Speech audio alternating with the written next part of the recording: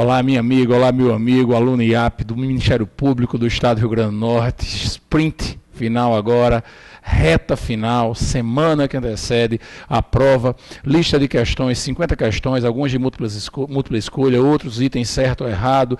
De maneira bem direta, vamos tratar de direito constitucional. Vocês têm essa lista no seu material, na sua apostila, inclusive com gabarito, mas também está disponível para você lá no portal e vamos embora tratar de cada um desses itens de forma bem direta, de forma bem assertiva, para que a gente possa caminhar bem dentro desse nosso estudo. Como você vai ter a possibilidade de parar, fazer as anotações que entenda devidas, nós não vamos aqui, eu não vou aqui repetir tantos termos, não. A gente vai seguir de forma bem dinâmica e assertiva, ok? Sigamos então. Primeira questão que envolve, as primeiras questões envolvem o primeiro ponto do nosso conteúdo programático, conceito, classificações, princípios fundamentais, tema que é recorrente, sempre cobrado. Atenta ao seguinte excerto. Resultam numa maior estabilidade do arcabouço constitucional, bem como numa flexibilidade que permite adaptar a Constituição a situações novas e imprevistas do desenvolvimento institucional de um povo, as suas variações mais sentidas na ordem política, econômica e financeira, a necessidade, sobretudo, de improvisar soluções que poderiam, contudo, esbarrar na rigidez dos obstáculos constitucionais. Trecho resumido aqui da obra do professor Paulo Bonavides, que é um dos maiores autores do direito constitucional brasileiro, um dos maiores pensadores do direito constitucional brasileiro. Esse texto aqui, ele faz referência à ideia das constituições pequenas, das constituições concisas, das constituições sintéticas, aquelas constituições que só trazem o que é essencial. Como elas só trazem o que é essencial, qualquer adaptação a situações novas, qualquer necessidade de ajustes a situações que venham a acontecer, não precisa mexer nela. Não precisa tocar nela.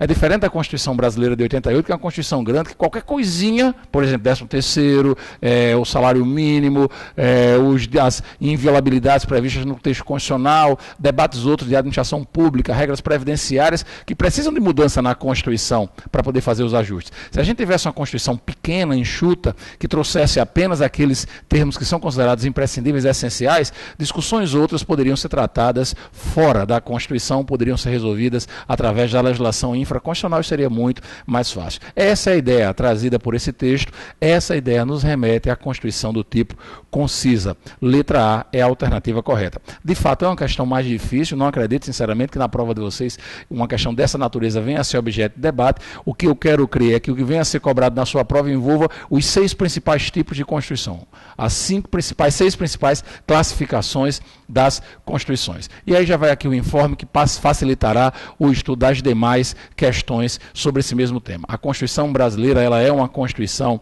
formal, ela é uma Constituição escrita, ela é uma Constituição promulgada, ela é uma Constituição rígida, ainda que alguns chamem ela de super rígida, mas a grande maioria considera a Constituição brasileira uma Constituição rígida, ela é uma Constituição promulgada, ela é uma Constituição extensa, analítica, é uma Constituição que é muito grande, que traz além do que seria imprescindível, uma Constituição dirigente, traz muitas normas programáticas. Formal, escrita, ela é uma Constituição promulgada, ela é uma Constituição dogmática, ela é uma Constituição rígida, ela é uma Constituição extensa, analítica, uma Constituição dirigente.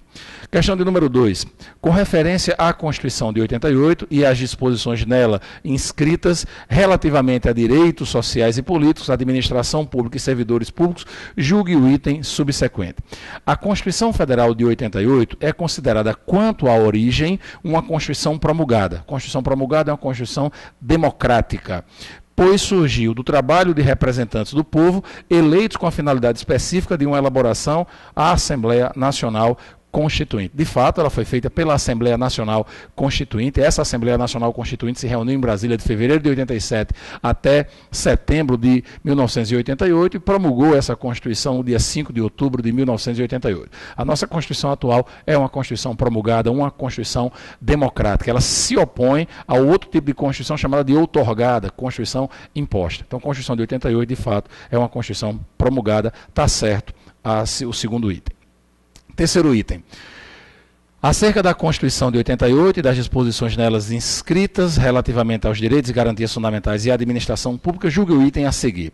A Constituição Federal de 88 é classificada quanto à estabilidade como uma Constituição flexível, o que pode ser comprovado pelo fato de seu texto já ter sofrido quase uma centena de emendas constitucionais. Ainda que, de fato, a Constituição brasileira já tenha sido modificada inúmeras vezes, em torno de 100 modificações, se a gente somar as emendas constitucionais mais as emendas de revisão, apesar de tantas e centenas de modificações, nós não consideramos essa Constituição como uma Constituição flexível. Ela é uma Constituição rígida, uma Constituição difícil de ser alterada. O artigo 60 da Constituição dispõe sobre um processo rigoroso de modificação. Então, sem medo, a Constituição brasileira de 88 é uma Constituição rígida. Se na sua prova, que é de múltipla escolha, não tiver a alternativa rígida e tiver a alternativa super rígida, ou se ele mencionar expressamente o entendimento dos mais conhecidos doutrinadores brasileiros da atualidade, que é Alexandre de Moraes, recentemente nomeado ministro do STF, aí você vai dizer que ela é super rígida, aí tudo bem. Mas só marque super rígida, ou se não tiver rígida nas alternativas, ou se disser especificamente que é o entendimento de Alexandre de Moraes. No mais, é marcar a Constituição brasileira como sendo uma Constituição rígida, uma Constituição difícil de ser modificada, difícil de ser alterada. Então está errado o terceiro item. Quarto item, quanto à forma e à origem, a Constituição Federal é classificada em escrita e promulgada.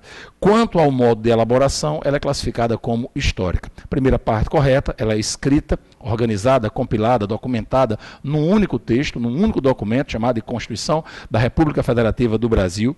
Ela é promulgada de origem democrática, que se opõe ao tipo de Constituição outorgada.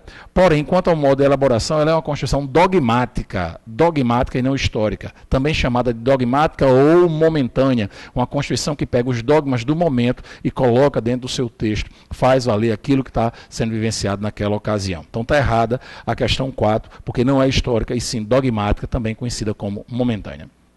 Questão de número 5, a Constituição Federal é considerada flexível, pois a sua alteração pode ocorrer por meio de procedimento ordinário do processo legislativo comum. Não, a gente já sabe, ela é uma Constituição rígida, uma Constituição difícil de ser modificada, difícil de ser alterada, existe todo um processo rigoroso previsto no artigo 60, que não é mencionado no nosso texto, no nosso conteúdo programático, mas que valeria a pena pelo menos dar uma lida nele. Então está errada a questão 5. Questão de número 6. Pedro, estudante de Direito, disse ao seu professor que lera em um livro que a Constituição brasileira era classificada como rígida. O professor explicou-lhe que deve ser classificada como rígida a Constituição que nós já sabemos que é a Constituição que tem um processo rigoroso quanto à sua modificação. Observando essas alternativas, a letra D é a que mais se coaduna. Só possa ser reformada, só possa ser modificada, só possa ser alterada mediante um processo legislativo qualificado, difícil, mais complexo que o comum, mais complexo do que, por exemplo, para elaborar leis ordinárias, mais complexo do que, por exemplo, para elaborar leis complementares. Então, da questão 6, letra D de dado é a alternativa correta. Questão de número 7. A norma constante do artigo 5º, inciso 20 da Constituição de 88, em verbis, ninguém poderá ser compelido a associar-se ou a permanecer associado, é norma. Essa questão envolve aquela tradicional classificação do professor José Afonso da Silva, que divide as normas constitucionais em 3 espécies. Normas constitucionais de eficácia plena, normas constitucionais de eficácia contida e normas constitucionais de eficácia limitada. As normas constitucionais de eficácia plena, e aqui é um exemplo, são normas que não precisam de regulamentação, não precisam de explicação, são normas auto-aplicáveis, normas auto-executáveis. Então, independentemente de qualquer lei, já é assegurado que ninguém é obrigado a se associar, ninguém é obrigado a permanecer associado. Ah, se não precisa de uma lei para dispor sobre isso, precisa não. Está na Constituição, como norma auto-aplicável, já vale de imediato. Você só se associa, por exemplo, só se filia ao sindicato, isso vale também para os sindicatos do Ministério Público do Estado do Rio Grande do Norte, se você quiser. Se você já for filiado, você só permanece lá se você quiser. É essa a ideia e isso não depende de lei alguma, por isso é a norma de eficácia plena. O segundo tipo de norma é a norma de eficácia contida. A norma de eficácia contida até tem aplicação imediata, até vale de imediato, porém naturalmente permite a contenção, a redução da sua força, a redução do seu alcance. O exemplo mais cobrado lembrado, está no artigo 5º, inciso 13, né, que é livre o exercício do trabalho, ofício ou profissão, atendidas as qualificações profissionais que a lei estabelecer. A Constituição nos dá o direito de exercer as profissões, mas diz que a lei pode conter esse direito estabelecendo alguns requisitos. E o terceiro tipo de norma são as normas de eficácia limitada. As normas de eficácia limitada, essas sim, são aquelas que dependem de regulamentação, dependem de explicação, dependem de outras normas para serem efetivadas na prática. São as normas não auto-aplicáveis, não auto-executáveis. Exemplo disso, a gente vai encontrar no artigo 37.7, que trata do direito de greve dos servidores públicos civis, no artigo 40, parágrafo 4º, que trata das aposentadorias especiais para pessoas portadoras de deficiência, é esse o termo que a Constituição ainda usa, para pessoas que desempenham atividades de risco, que onde a Constituição garante uma aposentadoria com prazo menor, mas depende de lei complementar, regulamentadora. É um tipo de norma de eficácia limitada. Recentemente, a gente teve uma mudança na Constituição pela PEC da Bengala, que possibilitou a aposentadoria compulsória aos 75 anos, mas na forma de lei complementar. É uma norma de eficácia limitada. De modo que os 75 anos, como aposentadoria obrigatória, depende de lei complementar. Tudo bem que já existe essa lei complementar e hoje está valendo esses 75, mas é um exemplo previsto lá no artigo 40 da Constituição. Saliente-se que a falta da norma regulamentadora de uma norma de eficácia limitada que impede o exercício do direito possibilita a cada um de nós, titular do direito, a propositura de uma ação judicial que cai na nossa prova chamada de mandado de injunção. Então, o mandado de injunção é a ação utilizada para combater a falta das normas regulamentadoras de preceitos de eficácia limitada. Uma subespécie de norma de eficácia limitada recebe o nome de normas programáticas, que são programas que a Constituição traz para serem buscados com o passar do tempo, paulatinamente. Normas programáticas trazem programas, objetivos que devem ser buscados constantemente pelo poder público brasileiro. Então, a questão 7 traz um exemplo de uma norma de eficácia plena, por isso a alternativa correta é a letra C. Questão de número 8. Quanto ao grau de aplicabilidade das normas constitucionais, as normas do texto constitucional classificam-se conforme seu grau de eficácia. Segundo a classificação doutrinária, a norma constitucional segundo a qual é livre o exercício de qualquer trabalho, ofício ou profissão, atendidas as qualificações profissionais que a lei estabelecer, é classificada como norma constitucional de eficácia contida. Já havia até dado como exemplo isso na questão anterior. Então, questão de número 8, letra E, a alternativa correta. Questão de número 9. Julgue o item subsequente relativo ao Sistema Tributário Nacional, ao Conselho Nacional de Justiça, que cai na nossa prova, o CNJ, a interpretação e aplicabilidade das normas constitucionais ao poder constituinte originário e aos direitos individuais. Vamos embora direto para o item. No entendimento do Supremo Tribunal Federal, o preâmbulo da Constituição Federal não se situa no âmbito do direito, mas do domínio da política, pois reflete posição ideológica do constituinte de caráter principiológico. Está correto esse item, de fato o preâmbulo constitucional não indica propriamente uma força imperativa, não traz uma natureza jurídico-normativa, é uma norma até que serve como base interpretativa, mas não impõe obrigação nenhuma. Não é uma norma que tem que ser reproduzida nas constituições estaduais e nenhuma lei pode ser declarada inconstitucional por suposta ofensa ao preâmbulo da Constituição. Questão de número 10. Assinale a opção que apresenta um dos fundamentos da República Federativa do Brasil, previsto expressamente na Constituição Federal de 88. Essa é a questão que mais cai quando o tema é fundamentos, objetivos fundamentais e princípios que regem as relações internacionais de que o Brasil faz parte. Respectivamente, artigo 1º, do inciso 1 ao 5, artigo 3º, do inciso 1 ao 4 e artigo 4º, do inciso 1 ao 10. Os fundamentos, as bases, os alicerces da República Federativa do Brasil são a soberania, a cidadania, a dignidade da pessoa humana, os valores sociais do trabalho e da livre iniciativa e o pluralismo político.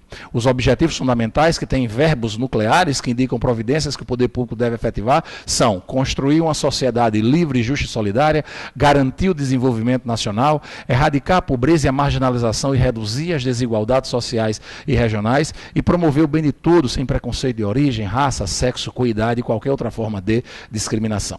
Por último, os 10 princípios que regem as relações internacionais de que o Brasil faz parte. Desses 10, 4 têm relação com o fundamento da soberania. São eles a independência nacional, a igualdade entre os estados, a palavra estados aqui é utilizada no sentido de países, a autodeterminação dos povos, a não intervenção, 4 relacionados com a soberania, 3 são relacionados com a paz, defesa da paz, solução pacífica dos conflitos, repúdio ao terrorismo e ao racismo, e 3 relacionados com questões humanitárias. prevalência dos direitos humanos, cooperação entre os povos para o progresso da humanidade e concessão de asilo político. Repito, normalmente as questões que envolvem esse tema misturam os fundamentos, os objetivos fundamentais e os princípios que regem as relações internacionais de que o Brasil faz parte. Aproveitando a oportunidade, antes de voltar para a questão, há pouco eu disse que uma das espécies de norma de eficácia limitada recebe o nome de normas programáticas. Dentre as normas programáticas mais cobradas em prova, nós vamos encontrar no artigo 4º, parágrafo único, uma delas, que diz que o Brasil buscará a integração econômica, política, social, cultural dos povos que compõem a América Latina, com o objetivo claro, formar uma comunidade latino-americana de nações. Então, esse artigo 4º, parágrafo único, é uma norma considerada de natureza programática. Pois bem, vamos aqui à questão de número 10, ela busca que a gente indique um dos fundamentos. A alternativa tem que estar no artigo 1º da Constituição. Letra A, valores sociais do trabalho da livre iniciativa. Já é ela. Letra A é a alternativa correta da questão 10. Autodeterminação dos povos e igualdade entre os estados estão dentro lá dos princípios internacionais. Erradicação da pobreza é objetivo fundamental. Solução pacífica dos conflitos é um dos fundamentos, dos princípios que regem também as relações internacionais que o Brasil faz parte. Questão de número 11. Constitui objetivo fundamental, alguma coisa prevista no artigo 3º. Letra A, independência nacional. Independência nacional é princípio internacional, solução pacífica é princípio internacional, autodeterminação dos povos é princípio internacional. Letra D, construção de uma sociedade livre, justa e solidária. Essa é a alternativa correta, 11D de dado. E a cooperação entre os povos para o progresso da humanidade também é princípio internacional, lá do artigo 4º. Questão de número 12, a 11 ficou então a letra D de dado. Questão de número 12. Sobre a Constituição da República, título 1 dos princípios fundamentais, artigo 3º constitui objetivos fundamentais. Vamos aqui repetir essa discussão. Item 1, construir uma sociedade. A gente quer aquilo que seja objetivos fundamentais. Construir uma sociedade livre, justa e solidária é. Garantir o desenvolvimento nacional é. Erradicar a pobreza e a marginalização e reduzir as desigualdades sociais e regionais é. Promover o bem de todos sem preconceito de origem, raça, sexo, coidade e qualquer outra forma de discriminação. Copiado e colado. Lá do artigo 3º, incisos 1, 2, 3 e 4. Então, esses itens 1, 2, 3 e 4 estão corretos. Na sequência, 5 fala igualdade entre os estados, princípio internacional, defesa da paz, princípio internacional. Estão corretos, letra B de bola. Os incisos 1, 2, os incisos não, né? Os itens 1, 2, 3 e 4 são objetivos fundamentais, questão 12, B de bola. Questão de número 13. Certo ou errado o item. O direito fundamental à liberdade de crença é norma de eficácia limitada, pois conforme a Constituição Federal, a lei pode impor o cumprimento de prestação alternativa no caso de a crença ser invocada contra dispositivo legal. A liberdade de crença é norma de eficácia plena. Você pode crer o que você quiser. Agora, a manifestação dessa crença ou a utilização dessa crença como uma desculpa para não cumprir determinada obrigação que a lei impõe, isso é que pode sofrer contenções, isso pode sofrer redução no exercício do direito. Mas a liberdade tão somente de crer em alguma coisa não comporta limitações. Por isso o erro da questão de número 13. Questão de número 14. Em caso de flagrante delito, no interior do domicílio de determinado indivíduo, no período noturno, a autoridade policial poderá adentrá-lo independentemente de determinação judicial. É possível o ingresso na casa de alguém sem o consentimento do morador? É, em situações excepcionais previstas na Constituição. São 4 situações previstas expressamente na nossa Carta. Flagrante delito, desastre, para prestar socorro ou durante o dia por determinação judicial. As 3 primeiras, pela absoluta imprevisibilidade e falta de controle de quem está no comando, você não tem como ajustar o momento em que o crime vai ocorrer, por exemplo, isso pode se dar tanto de dia como de noite. Flagrante, desastre, prestação de socorro. Já por ordem judicial, aí sim teria que ser durante o dia, conforme dispositivo constitucional. Diga-se de passagem que quando a Constituição Federal, de maneira expressa, exigir uma ordem judicial para restrição de um direito fundamental, tem que ser ordem judicial mesmo. Ordem judicial, ordem emanada de juiz ou tribunal competente. Não pode ser a ordem de um delegado de polícia, não pode ser uma ordem da Receita Federal, não pode ser uma ordem de um promotor de justiça, não pode ser a ordem de uma CPI, de uma comissão parlamentar de inquérito, tem que ser ordem de juiz ou tribunal competente. Mas voltando aqui à questão em si. em caso de flagrante delito, no interior do domicílio de determinado indivíduo, no período noturno, a autoridade policial poderá adentrá-lo independentemente de determinação judicial? Pode, não depende de decisão judicial, de determinação judicial, quando for flagrante delito, e não depende do horário, pode ser de dia ou de noite, está correto o item 14. Item 15, depende de decisão judicial, com trânsito em julgado, a suspensão das atividades de associação que tenha praticado alguma ilegalidade. É plena no Brasil a liberdade de associação, desde que tenha finalidade ilícita e que não tenha natureza paramilitar. Então é possível criar uma associação, desde que sejam para fins lícitos e que não tenha natureza paramilitar, que se assemelhe às instituições militares, com armamentos, com práticas de treinamentos, de guerrilha. Isso não pode. A criação de associações, assim como a de cooperativas, independe da autorização do Estado. E em sendo criado, o Estado, o poder público, não pode se meter no seu funcionamento. Porém, quando a associação perde sua finalidade ilícita, ela pode ser punida. Seja com a dissolução compulsória, que é a pena de morte da associação, seja com a suspensão das suas atividades. Tanto no primeiro como no segundo caso, se exige decisão judicial. Apenas, todavia, no primeiro, dissolução compulsória, é que teria que ser uma decisão judicial transitada em julgado. Para suspender o funcionamento de uma associação temporariamente, se exige decisão judicial, mas pode ser daquelas que ainda cabem recurso. Por esse motivo está errado o item 15. Depende de decisão judicial com trânsito em julgado, definitiva, a suspensão das atividades, não. Depende de decisão judicial, mas não precisa ser ela definitiva. Então está errado o item 15. Item 16. Situação hipotética. Em 2010, João foi naturalizado brasileiro. E em 2012 se envolveu, depois de se naturalizar brasileiro, se envolveu em tráfico ilícito internacional de entorpecentes. Devido a essa infração penal, determinado país requereu a sua extradição. Assertiva. Nessa situação, o pedido deverá ser negado, uma vez que a Constituição Federal veda a extradição de brasileiro. A Constituição Federal veda a extradição de brasileiro como regra, mas traz duas exceções. E as exceções envolvem exatamente o brasileiro naturalizado. Não há exceção quanto ao brasileiro nato. O brasileiro nato não pode ser extraditado, não há exceção. Quanto ao brasileiro naturalizado, ele pode ser extraditado em duas situações. Primeiro, é quando ele comete um crime comum antes de se naturalizar. Ele se envolveu, por exemplo, num crime de homicídio enquanto era estrangeiro e depois ele se naturalizou brasileiro. Quando ele cometeu o crime ele ainda era estrangeiro, a Constituição brasileira permite a sua extradição. Nem é o caso aqui, porque ele se envolveu com o crime depois. Porém, tem uma segunda hipótese. E nessa segunda hipótese, pouco importa o momento, se foi antes ou depois, que é quando ele se envolve com tráfico de drogas, o que é exatamente o caso. Então, aqui é possível a extradição dele. Eu não vou dizer que ele tem que ser extraditado, porque tem que analisar outros aspectos, mas que é possível a extradição é. Por isso o item está errado, quando diz que o pedido deverá ser negado. Não, o pedido não deverá ser negado, não. O pedido pode ser muito bem aceito, é uma das hipóteses que a Constituição permite. Então, está errado o item 16. 17. A respeito dos direitos e garantias fundamentais previstos na Constituição Federal de 88, assinale a opção correta, marcar a correta. Letra A. De acordo com a lei, a prática da tortura é considerada crime inafiançável e insuscetível de graça ou anistia, por ela respondendo os mandantes, os executores e os que podendo evitá-los se omitirem. Atenção! Artigo 5º, inciso 42, inciso 43, inciso 44. É competência privativa da União legislar sobre direito penal e sobre direito processual penal. Está escrito no artigo 22, inciso 1. Então, só lei federal, lei da União vai dispor sobre isso aí.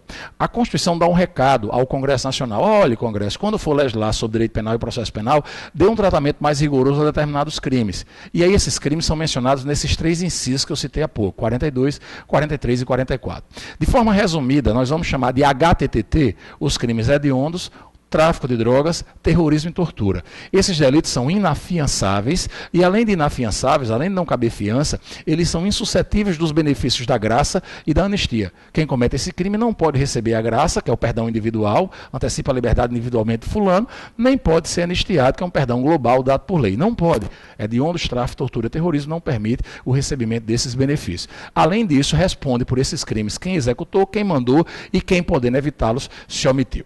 Também há um tratamento mais rigoroso dado a dois outros tipos de crimes: racismo e ação de grupos armados contra a ordem constitucional. Esses delitos são iguais aos HTTT inafiançáveis, Mas além de inafiançáveis e diferente do HTTT, esses dois são imprescritíveis. Quem comete o crime de racismo, quem comete o crime de ação de grupos armados contra a ordem constitucional, pode ser punido a qualquer tempo, né? Não há prescrição para eles. Tomem muito cuidado, que é normal a organizadora misturar esses assuntos. Então, relendo a alternativa A. Desculpe. De acordo com a lei, a prática da tortura é considerada crime inafiançável e insuscetível de graça ou anistia, por ele respondendo os mandantes, os executores e os que podem evitá-lo se omitir. Está correto. Não é só tortura não, né? Tráfico de drogas, terrorismo e hediondos também estão dentro do mesmo contexto. Letra A está correta. Letra B. A prisão em flagrante deve ser imediatamente relaxada pela autoridade judiciária devido ao fato de ser vedado levar a pessoas à prisão ou mantê-las na prisão nas situações em que a lei admitir a liberdade provisória. De fato, quando a lei admitir a liberdade provisória com ou sem fiança, ela deve ser efetivada. Porém, a própria Constituição permite a prisão em flagrante e em outras espécies de prisão também são protegidas constitucionalmente. Então, não é o fato de ter a previsão da liberdade provisória na Constituição que impede as prisões em flagrante falsa, a letra A. A letra B. Letra C. Nas hipóteses e na forma que a lei estabelecer, para fins de investigação criminal ou instrução processual penal, permite-se que ordem judicial afaste a inviolabilidade do sigilo da correspondência. Anotem aí para depois consultar na sua Constituição, artigo 5º, inciso 12. Como o enunciado da questão fala dos direitos e garantias fundamentais previstos na Constituição Federal de 88, da ideia do que está expresso lá, se a gente olhar o artigo 5º, inciso 12, ele vai fazer a exceção apenas para interceptação telefônica. E aí sim ele fala em ordem judicial, hipóteses previstas em lei, fala em instrução criminal ou investigação criminal, mas para interceptação telefônica. Ele não ressalva essa possibilidade para as comunicações telegráficas, de dados ou por correspondência. Na prática a gente sabe que é possível isso, mas como a questão faz o enunciado, no enunciado a referência a algo que está escrito no texto constitucional, aí de fato isso aqui é para interceptação telefônica e não de correspondências. Letra D.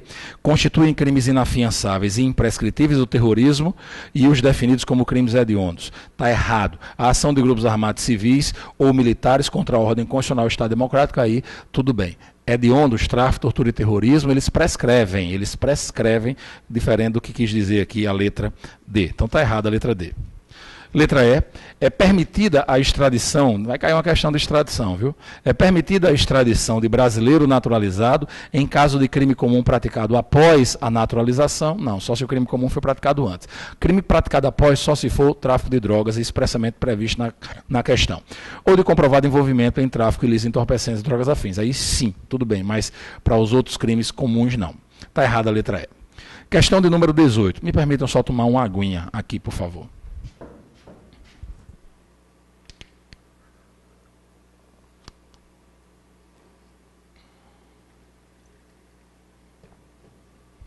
Vamos. Questão de número 18, item certo ou errado. Como o habeas data, não pode ser utilizado por pessoa jurídica, deve ser reconhecida a ilegitimidade ativa na hipótese de pessoa jurídica ajuizar habeas data para obter informações de seu interesse constante de dados de determinada entidade governamental. Os remédios constitucionais estão previstos no artigo 5º, do inciso 68 até o inciso 73, do 68 até o 73. São eles o habeas corpus, o mandado de segurança individual, o mandado de segurança coletivo, o mandado de injunção, o habeas data e a ação popular. O habeas corpus visa proteger a liberdade de locomoção do ser humano, do indivíduo. É um remédio heróico que não exige participação de advogado, que pode ser movido pelo próprio ou por terceiro, que pode ser feito sem maiores preocupações de formalismo, tanto que você pode impetrar o habeas corpus escrevendo num papel higiênico, como foi recentemente vivenciado. É uma ação gratuita e que visa, repito, proteger a liberdade de locomoção do indivíduo. O mandado de segurança, por sua vez, é uma ação que visa proteger direito líquido e certo, não amparado por habeas corpus, nem amparado por habeas data, que é a ação que a gente trata já já. O mandado de segurança tem uma natureza subsidiária, que é essa história dele só poder ser movido quando não couber essas outras ações. E em qualquer situação, o mandado de segurança vai ser movido contra alguém que desempenha função pública ou contra o próprio poder público. Essas são três características marcantes do mandado de segurança. Proteger direito líquido e certo não amparado por habeas corpus nem por habeas data, e o violador teria que ser uma autoridade pública ou um agente de pessoa jurídica no exercício de atribuições do poder público. O mandado de segurança tem prazo para ser movido, são 120 dias para que você possa mover o mandado de segurança, esse é o prazo previsto em lei.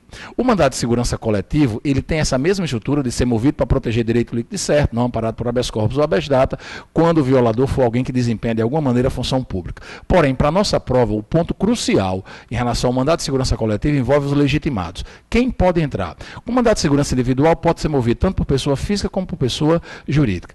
Agora, o mandado de segurança coletivo só pode ser movido por pessoa jurídica e não é qualquer pessoa jurídica. Há uma lista no texto constitucional. Então, pode mover mandado de segurança coletivo partido político com representação no Congresso, com um deputado ou um senador nos seus quadros. Pode ser movido também por organização sindical, entidade de classe e associação, essa legalmente constituída em funcionamento há pelo menos um ano. Em qualquer situação, é para proteger direitos dos seus membros ou associados. Então, em relação ao mandado de segurança coletiva, essa é uma questão que deve ser observada, legitimação ativa. Mandado de injunção, já falei rapidamente sobre ele hoje, ele é movido diante das normas de eficácia limitada ainda não regulamentadas. Se a gente estiver diante de uma norma constitucional de eficácia limitada que não foi explicada, que não foi regulamentada, caberá a propositura do mandado de injunção. Então, ligue sempre uma coluna a outra. Norma de eficácia limitada, falta de regulamentação, mandado de injunção é a ação a ser movida. A ação popular é outra ação prevista lá no artigo 5º, no inciso 73, que é uma ação movida por qualquer cidadão, cidadão aí é o cidadão, é o eleitor, qualquer cidadão na defesa do patrimônio público do meio ambiente. Via de regra, é uma ação gratuita, a não ser que esse cidadão haja de má fé. Aí ele vai ser condenado às custas e à sucumbência. Mas vamos falar do habeas data, que é o que nos interessa. A ação de habeas data visa possibilitar o acesso ou a retificação de dados, de informações personalíssimas, que constem em bancos de dados governamentais ou de caráter público. O habeas data sempre vai ser movido para possibilitar o acesso à informação ou a retificação, a correção, a anotação de informações. Ele só pode ser movido, todavia, depois que for tentado o acesso à retificação administrativamente.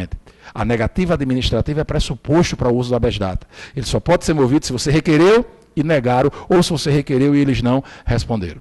Agora, o ponto crucial para acertar essa questão, que envolve essa ação, que inclusive é gratuita, viu? O habeas data é uma ação gratuita, assim como o habeas corpus. É que o habeas data tanto pode ser movido por pessoa física, eu, Assis, como por pessoa jurídica, o IAP. Tanto Assis, pessoa física, como o IAP, o TAC, enquanto pessoa jurídica, pode mover uma ação de habeas data. Então, é possível, sim, pessoa jurídica mover essa ação. Desse modo, está errada a questão de número 18. Questão de número 19. À luz das disposições da Constituição Federal, assinale a opção correta acerca dos direitos e garantias individuais. Letra A.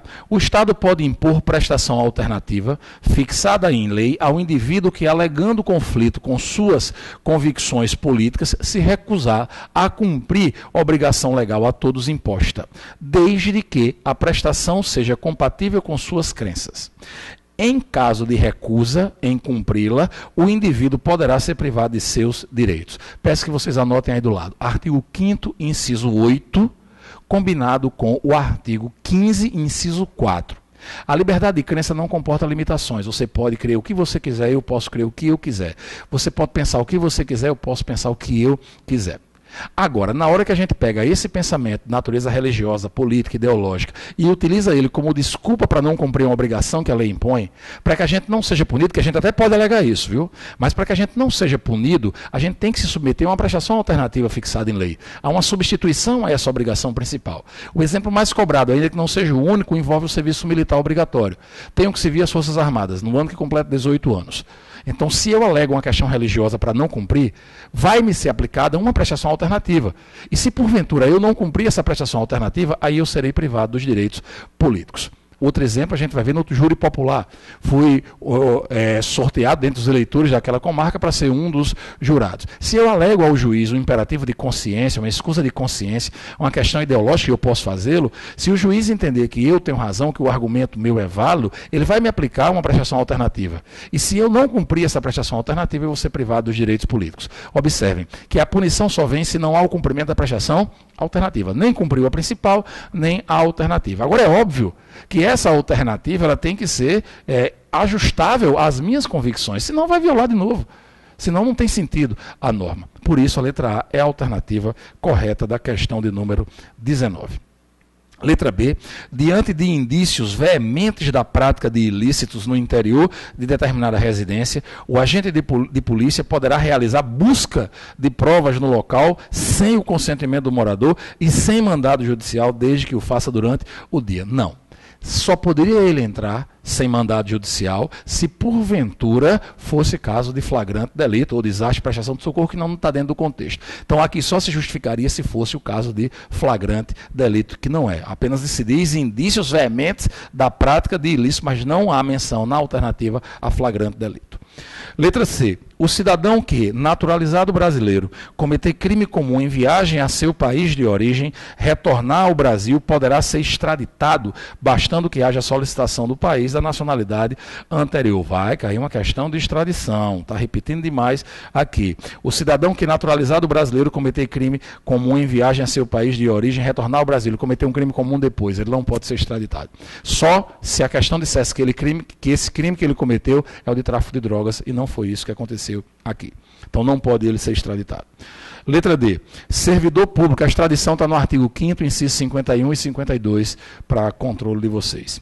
Letra D. Servidor público que cometer crime no exercício da função não poderá ser condenado na esfera penal a partir de prova obtida por meio ilícito. No entanto, essa mesma prova ilícita, essa mesma prova, complementada por outras provas lícitas, poderá ser utilizada para aplicar penalidade em eventual processo administrativo movido contra o servidor. A prova obtida por meio ilícito é aquele meio que ofende a Constituição e as leis. É inadmissível tanto no processo judicial como no processo administrativo. As provas lícitas podem muito bem ser usadas, ela não pode, ela é descartada tanto no processo judicial, tanto seja ele civil ou penal, como no processo administrativo. Então não pode ser utilizada essa prova obtida por meio ilícito. E letra E, o profissional que, trabalhando com divulgação de informações, veicular em seu nome notícia de fonte sigilosa, não estará sujeito a responder por eventuais prejuízos que essa divulgação causar a outrem. De fato, a Constituição brasileira, ela diz que é livre a manifestação de pensamento, mas proíbe o anonimato, porém ela diz que é permitido o sigilo da fonte. O sigilo da fonte não se confunde com o anonimato. O anonimato é proibido. O sigilo da fonte é quando, por exemplo, um jornalista divulga uma notícia que lhe foi trazida por um fulano de tal e ele protege sem dizer quem é o fulano. Mas ao divulgar, ele assume a responsabilidade sobre aquilo que está sendo dito e ele responde sobre aquilo que está sendo dito. Então está errada a letra E, quando diz que o profissional que trabalhando com essa divulgação não estará sujeito a responder. Ele responde sim. Questão de número 20. Os direitos fundamentais são elementos indispensáveis à tutela da dignidade humana e encontram um amparo expresso no texto constitucional brasileiro. A Constituição Federal de 88, no que diz respeito aos direitos e garantias individuais, determina em seu artigo 5º caput que todos são iguais perante a lei, sem distinção de qualquer natureza, garantindo-se, aqui a literalidade do texto, garantindo-se literalidade do texto, que está escrito lá, aos brasileiros e aos estrangeiros residentes no país, a inviolabilidade do direito à vida, à liberdade, à igualdade, à segurança e à propriedade, nos termos seguintes. A inviolabilidade desses 5 direitos é assegurada expressamente aos brasileiros e aos estrangeiros residentes, e é isso que está sendo pedido aqui na questão. Daí a alternativa correta ser a letra B, aos brasileiros e aos estrangeiros residentes no país, a inviolabilidade do direito à vida, à liberdade, à igualdade, à segurança e à propriedade. É evidente que se assegura isso a todas as pessoas que se encontram no território nacional, ainda que de passagem. Mas, como a questão no enunciado remete ao texto expresso da cabeça do artigo 5º, essa é a alternativa a ser marcada, a questão 20, letra B de bola. Questão 21. A Constituição de 88, ao considerar a casa dos cidadãos como um bem juridicamente relevante, artigo 5º, inciso 11, a ela ofereceu tutela, proteção expressa em seu artigo 5º, de modo a determinar que a casa é asilo inviolável do indivíduo. Ninguém nela podendo penetrar sem o consentimento, sem a permissão do morador, salvo em flagrante, desastre, prestação de socorro ou durante o dia por ordem judicial. Essas são as hipóteses. A alternativa correta tem que envolver esses termos. Indo direto para ela, porque uma elimina a outra. Letra D, isso aqui foi questão da Comperv, viu? Letra D, asilo inviolável do indivíduo. Ninguém nela podendo penetrar sem consentimento do morador, salvo em caso de flagrante delito ou desastre, ou para prestar socorro, ou durante o dia por determinação judicial. Lembrando que essa determinação judicial, assim como aquela da interceptação telefônica, está gravada preservada, protegida por algo chamado de reserva de jurisdição. Reserva jurisdicional. Tem que ser ordem judicial mesmo. Então, letra D, a questão 21. Questão 22. A legalidade é elemento extremamente relevante no âmbito do atual Estado democrático. Vamos tomar água de novo, só um minutinho.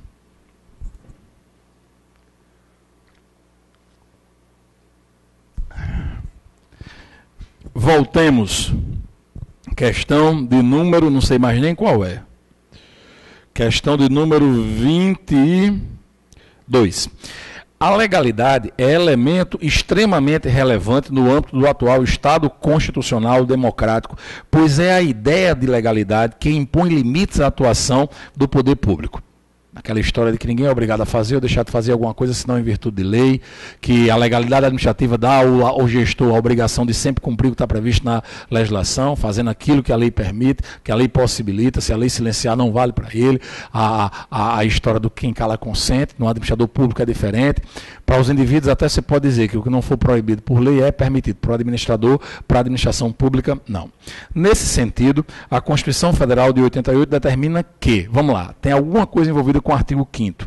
Letra A. A prisão não poderá ocorrer senão em flagrante delito ou por ordem escrita e fundamentada de autoridade judiciária competente, salvo nos casos de transgressão militar ou crime propriamente militar definidos em lei. Essa é a alternativa correta.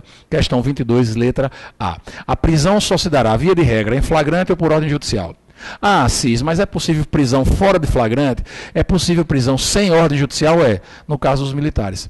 Transgressão militar, transgressão de natureza disciplinar militar, crimes militares definidos em lei, é possível sim a prisão sem ordem judicial e sem flagrante. Isso dentro do Estado normal, né? O Estado democrático, de paz e de direito. Isso aqui vai se efetivar. Letra A é a alternativa correta. Letra C, o civilmente identificado será submetido à identificação criminal, independentemente de previsão legal, e determina que é indispensável a privação da liberdade, o respeito ao devido processo legal. E determina que é indispensável a privação da liberdade, o respeito ao devido processo legal. O erro está sobretudo na parte inicial. O civilmente identificado será submetido à identificação criminal, independentemente de previsão legal. A regra é o contrário. A regra é que o civilmente identificado, o cara que está com a sua carteira de motorista, o cara que está com o seu passaporte, que ele não seja identificado criminalmente, que ele não se submeta à identificação de natureza criminal, a identificação datiloscópica, aquela história fazer o toca-piano, colocar lá as digitais. Se ele tem o documento, ele não é submetido a isso via de regra, a não ser nos casos que a legislação preveja. É isso que diz a Constituição e por isso o erro da letra B. Questão da Compef. Letra C. O brasileiro nato e o naturalizado podem ser extraditados. Nem continue, o nato não pode. Letra D. A lei considerará crimes inafiançáveis e insuscetíveis de graça ou anistia a prática da tortura, o tráfico ilícito de entorpecentes e drogas afins, sim, o aborto, ele não faz menção a aborto. O racismo ele é colocado como inafiançável e imprescritível. Não fala dele como insuscetíveis de graça ou anistia não. E os definidos como os crimes hediondos, tudo bem. Então está errada a letra D de dado. Questão 23. Os direitos sociais fundamentais, também apelidados pelos juristas como os direitos de segunda dimensão ou de segunda geração, têm em sua ontologia a intenção de reduzir desigualdades para fins de concretização da igualdade material, substancial ou isonômica. Uma das ideias que o permeia é a de tratar igualmente os iguais e desigualmente os desiguais na proporção de suas desigualdades. O Constituinte brasileiro, visando a importância desses direitos, tratou de expressamente tutelá-los. Nesse sentido, a Constituição Federal prevê direitos dos trabalhadores urbanos e rurais, tais como: existe uma classificação quanto à evolução dos direitos fundamentais. Primeira, segunda, terceira, já há quem fala em quarta, quinta até sexta gerações. Mas vamos nos ater às três primeiras. Os direitos de primeira geração, de primeira dimensão, são os direitos de liberdade, de proteção individual frente ao arbítrio estatal.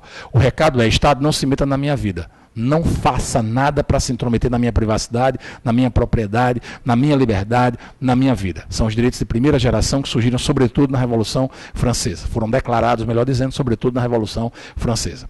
Com o passar do tempo, se viu uma desigualdade muito grande no âmbito social e aí surgiu a necessidade do Estado, além de de assegurar aquela não intromissão nos direitos de primeira, o Estado teria que ter uma atuação mais ativa, um fazer, um promover determinadas políticas públicas para diminuir as desigualdades. Surgiu assim uma nova leva de direitos de segunda, chamados de segunda geração. Aqui vai uma dica. Como segunda em inglês é second, você pega o S, o E e o C e coloca como exemplo de direito de segunda geração os sociais, os econômicos e os culturais. Sociais, econômicos e culturais são direitos de segunda geração, de segunda dimensão, que impõe ao Estado um fazer algo para poder diminuir as desigualdades reinantes. E depois, sobretudo após a Segunda Guerra Mundial, a necessidade de proteção coletiva dos direitos que transcendem os indivíduos, os direitos transindividuais, os direitos coletivos, os direitos de terceira geração, de terceira dimensão, como é o caso do meio ambiente ecologicamente equilibrado, como é o caso da paz propriamente, como um direito fundamental de terceira geração. Mas esse arrudeio serviu para a gente fazer essa breve revisão, mas a questão que é algo que está escrito lá no artigo 7º da Constituição Brasileira, que trata dos direitos sociais. Então vamos marcar a alternativa correta. Letra A. A ação quanto aos créditos resultantes das relações de trabalho com prazo prescricional de 7 anos. A ação aqui é a ação trabalhista. Então existe um prazo para você mover a ação. Do dia que você move a ação trabalhista, você só vai poder questionar um prazo para trás. São 2 prazos que a gente tem que memorizar. Primeiro, o prazo para mover a ação após a quebra do vínculo de trabalho, esse prazo é de 2 anos.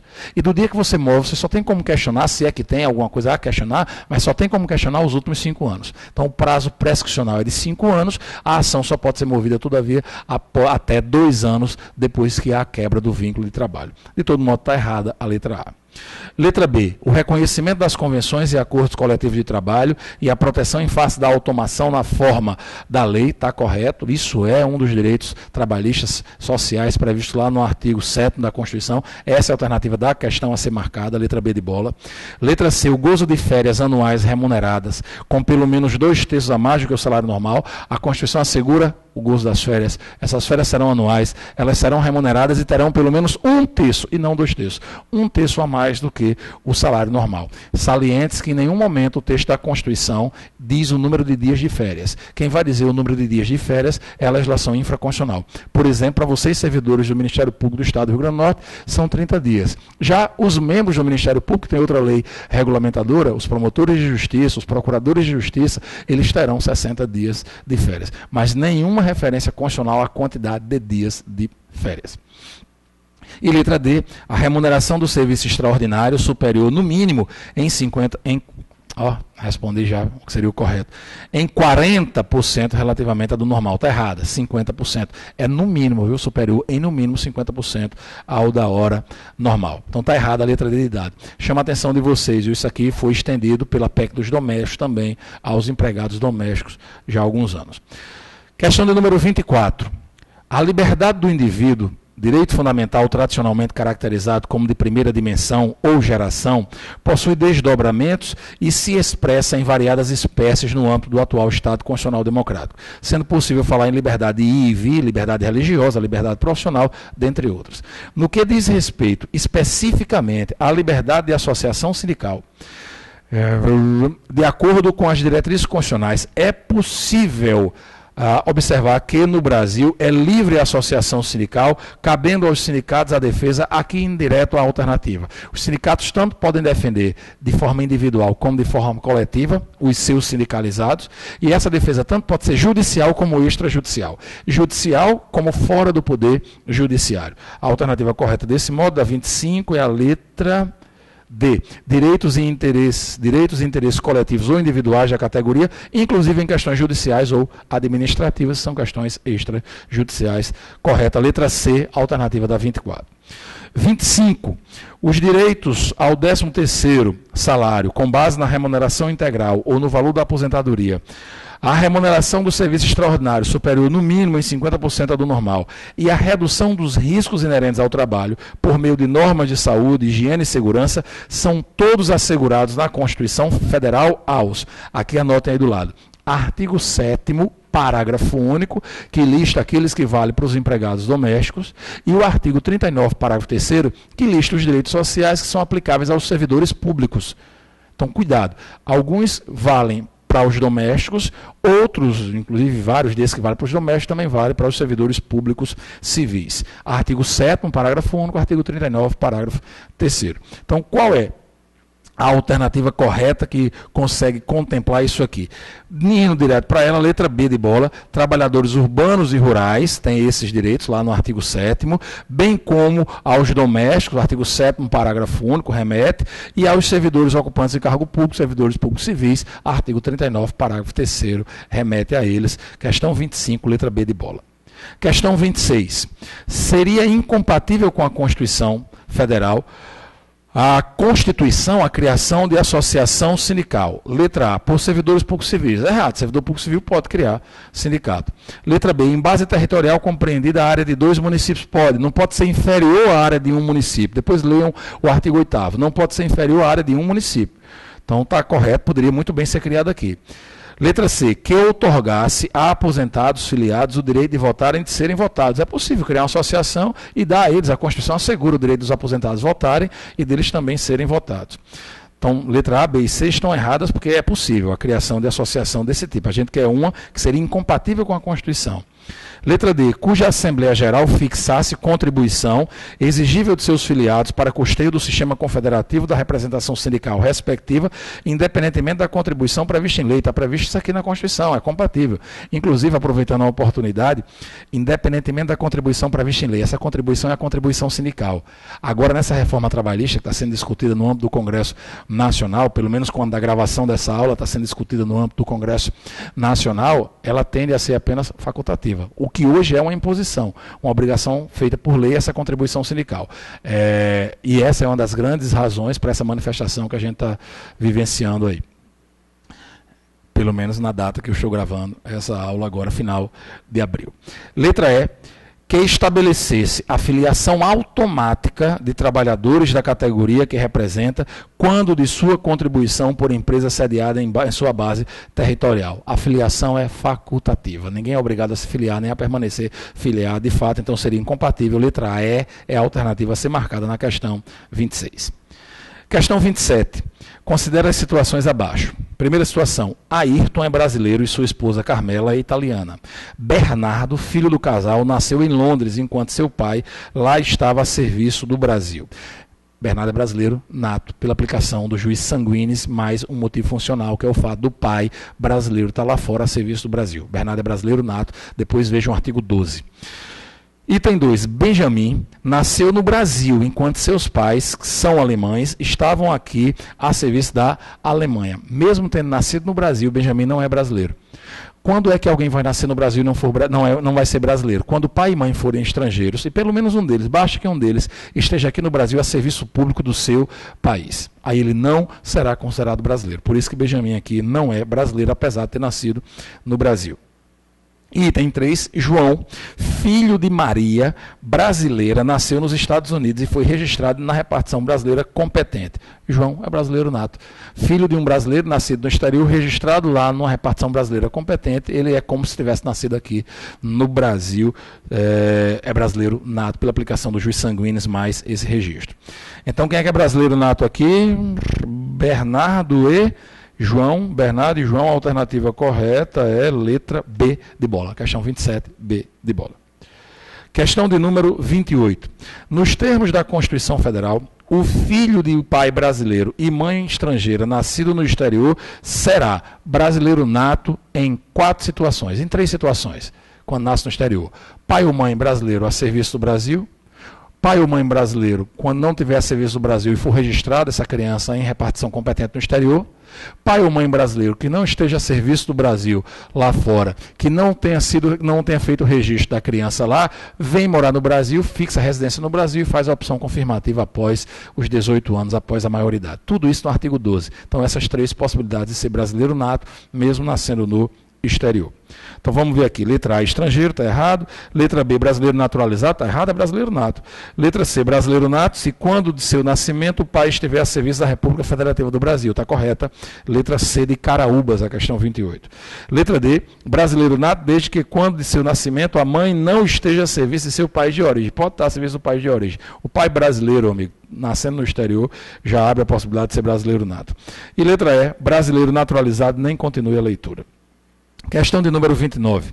Assinale a alternativa correta que indique todos todos os símbolos da República Federativa do Brasil, de acordo com as normas da Constituição. São os símbolos, a bandeira, o hino, as armas e o selo nacionais. A alternativa correta tem que conter tudo isso. Qual é ela? Letra A, bandeira, hino e selo, faltou armas. Letra B, letra C. São símbolos da República Federativa do Brasil, a bandeira, o hino, as armas e o selo nacionais, artigo 13 da Constituição. Questão 30. Conforme... Cadê? Um dos servidores da Procuradoria-Geral do Estado do Mato Grosso é brasileiro naturalizado. Conforme previsto na Constituição Federal, a esse servidor também é permitido ocupar o cargo de ele é brasileiro naturalizado. Óbvio que ele não vai poder ocupar os cargos que são privativos de brasileiro nato. São privativos de nato: presidente da República, vice-presidente da República, presidente da Câmara, presidente do Senado, presidente do Supremo, mais do que isso, todos os ministros do Supremo Tribunal Federal, oficial das Forças Armadas, quem ocupa a carreira diplomática e o ministro da Defesa. Artigo 12, parágrafo 3º, lista esses cargos. Então tem que ser um cargo que não seja qualquer desses aqui.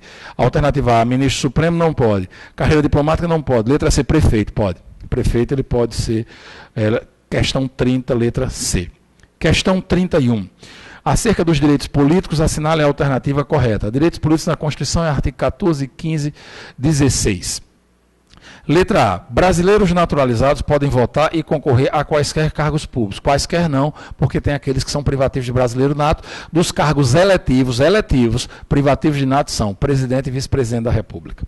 Letra B. Senadores e governadores de Estado e do Distrito Federal se equiparam no que se refere à idade mínima. Não. Senador é 35, governador é 30. Então está errada a letra B. Letra C. O voto obrigatório para maiores de 18 anos de idade é facultativo para aqueles cujos direitos políticos tenham sido suspensos. Quem teve os direitos políticos suspensos em decorrência de condenação criminal transitada em julgado, seja qual for o motivo, está com os direitos políticos suspensos, não pode votar. Letra D. O voto é obrigatório para analfabetos maiores de 18 anos de idade. Os analfabetos têm a opção, a liberalidade, têm a faculdade para se alistar e para votar. E letra E. Embora possam exercer o direito ao voto, os analfabetos são impedidos de concorrer nas eleições. Os analfabetos são alistáveis, podem tirar o título e podem votar, mas são inelegíveis, não podem se candidatar. Então está correta a letra D de dado, questão da Compev. Questão 33. Cleide é brasileira naturalizada e tem 75 anos. Duas informações importantes. Como a data das eleições nos últimos 4 anos coincidiu com a festa de aniversário de seu neto, que mora com os pais no exterior, não participou das eleições. Ela não votou na última eleição, que ocorreram durante esse período. Como sempre gostou de política, Cleide decidiu candidatar-se a vice-presidente da República. Considerando essas informações, Cleide é brasileira naturalizada, ela não pode ser candidata a vice-presidente porque ela é naturalizada. Tem 75 anos, a idade não impede nada, ela tem a liberalidade de se alistar e votar, é uma opção. E ela não votou nas últimas eleições. Vamos aqui. Letra A, poderá candidatar-se ao cargo de vice-presidente? Não pode. Não pode candidatar a vice-presidente. Poderá candidatar-se ao cargo de vice-presidente da República, pois é brasileira? Não, teria que ser brasileiro nato. Letra C. Vamos fazer o seguinte, fazendo a leitura completa, porque tem algumas informações relevantes aqui. Poderá candidatar-se na letra A ao cargo de vice-presidente, desde que comprove o pleno exercício dos direitos políticos, sendo o seu voto obrigatório. Mesmo que esteja em pleno exercício dos direitos políticos, ela não pode ser candidata a vice-presidente, porque ela não é nata. E o voto para ela não é obrigatório, o voto para ela é facultativo, já que ela tem 75 anos.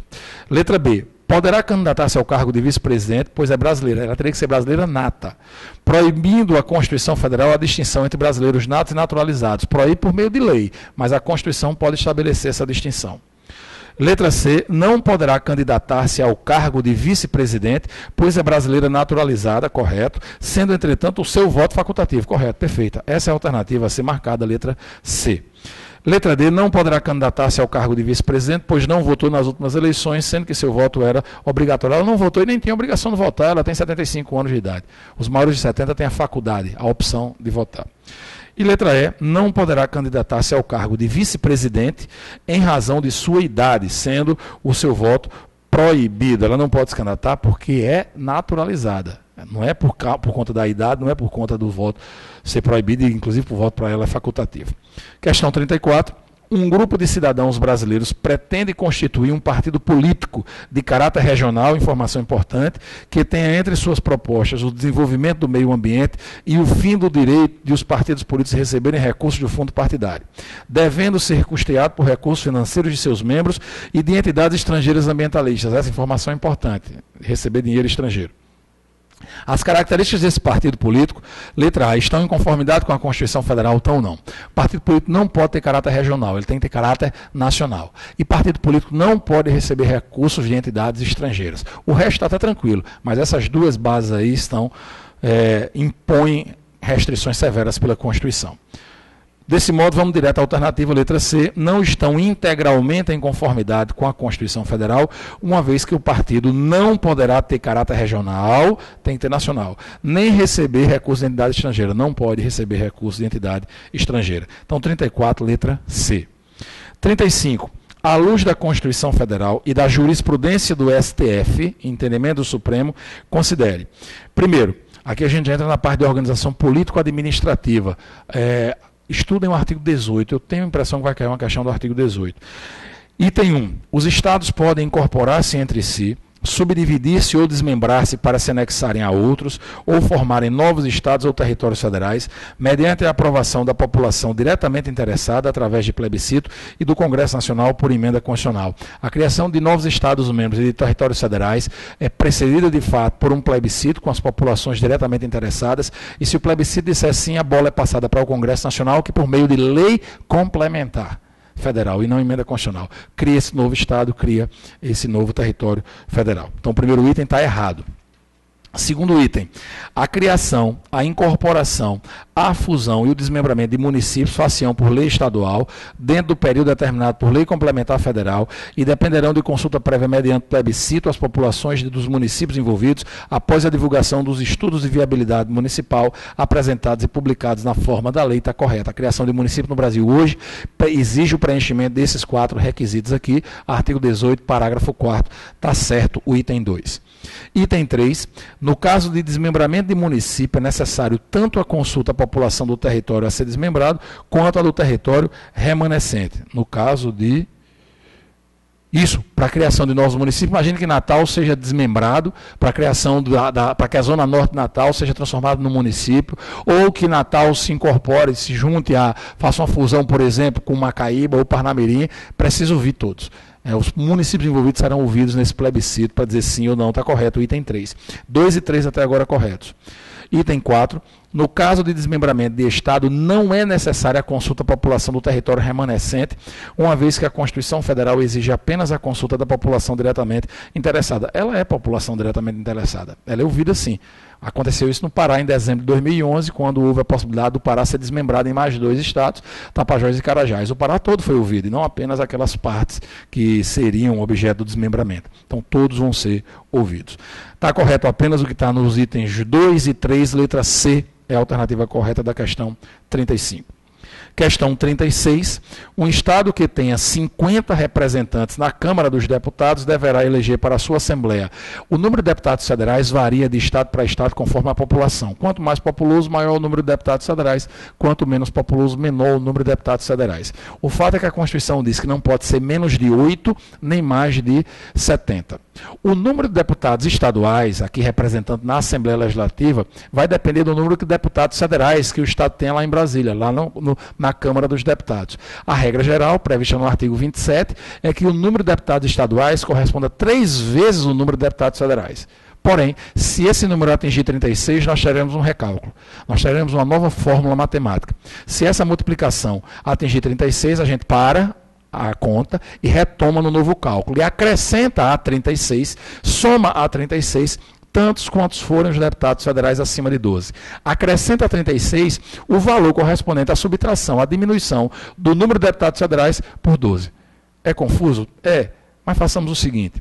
Essa dica aqui possibilita a gente acertar qualquer tipo de questão que envolva esse tema. Estados podem ter, lá na Câmara dos Deputados, em Brasília, de 8 a 70. Ok? O número de deputados estaduais varia de acordo com o número de deputados federais. Ok?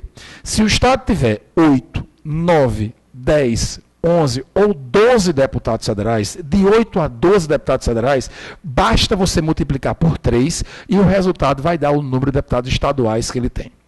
Porém, estados que tenham a partir de 13 deputados federais até 70, você apenas pega o número de deputados federais e soma 24.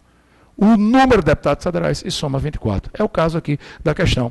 No estado mencionado na questão 36, ele tem 50 deputados federais, mais 24, 74 deputados estaduais. A alternativa correta da 36 é a letra D de dado. Questão de número 37. A Constituição Federal especifica a competência legislativa de cada ente da federação. Analise as alternativas abaixo e selecione a que não apresenta uma das competências privativas da União. O artigo 22 lista antes disso, o artigo 21 lista as competências administrativas, materiais, de gestão da União. Emitir moeda, por exemplo, declarar guerra, por exemplo. Então, é competência de gestão, de administração material. O artigo 22 fala de competências para legislar, para criar leis, aquelas que são privativas da União, que são só delas, estão no artigo 22, apesar de que o parágrafo único do artigo 22 permite que a União delegue, por lei complementar, em assuntos específicos, matérias daquela competência privativa. No artigo 23, a gente vai encontrar competências materiais administrativas comuns, que todos podem fazer. Por exemplo, todo mundo pode atuar no âmbito da educação, todo mundo pode atuar, União, estados, municípios, o Distrito Federal, no âmbito da saúde, isso é competência comum. E temos ainda as competências concorrentes, que são legislativas, onde a União cria as normas gerais, os estados suplementam essas normas gerais. Se a União não criar a norma geral, o estado fica todo poderoso e cria sua lei completa. E se depois a União trouxer sua norma geral, essa lei estadual, no que for contrário a essa lei federal, ficará com sua eficácia suspensa. Isso é o que está previsto lá no artigo 24, nos seus 4 parágrafos. Pode cair isso na prova? Pode. Mas o comum é cair o que é privativa, quais são as competências privativas, quais são as competências exclusivas, quais são as competências comuns, quais são as competências concorrentes, e isso exige um pouco de atenção da nossa parte na leitura do texto constitucional. Exemplo disso aqui.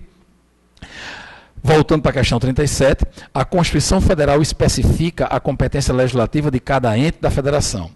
Analise as assertivas abaixo e selecione a que não apresenta uma das competências privativas da União. Nós queremos algo que não está no artigo 22, que não seja competência privativa da União. E a alternativa correta vai ser a letra C. Educação, cultura, ensino, desporto, ciência, tecnologia, pesquisa, desenvolvimento e inovação. Isso é de todos, é concorrente, na verdade. É um tipo de competência que é concorrente entre a União, Estados e o Distrito Federal. Então, 37, letra C é a alternativa. Questão de número 38. Considere as matérias. Item 1, legislação sobre trânsito. Anotem logo do lado. Legislar sobre trânsito é uma competência privativa da União. Só a União pode criar regras, leis de trânsito. Item 2, preservação das florestas. É uma competência material, que é de quem? De todo mundo. Todo mundo tem a obrigação de preservar as florestas, seja a União, os estados, os municípios, o Distrito Federal. É comum. Fomento da produção agropecuária. Fomento, incentivo, também é de todo mundo. Tanto da União, como dos estados, como do Distrito Federal, como dos municípios. É comum a do item 3. Item 4, legislação sobre juntas comerciais é concorrente, está no artigo 24. Legislação sobre direito urbanístico é concorrente, também está lá no artigo 24. Segundo a Constituição Federal, a competência da União, estados e municípios relativa a essas matérias é, direto para a alternativa, letra E, comum nos itens 2 e 3 e concorrente nos itens 4 e 5. É evidente que esse tipo de questão exige o acompanhamento pelo texto constitucional. Tenho certeza que você o está fazendo. Questão do número 39, antes disso, uma aguinha.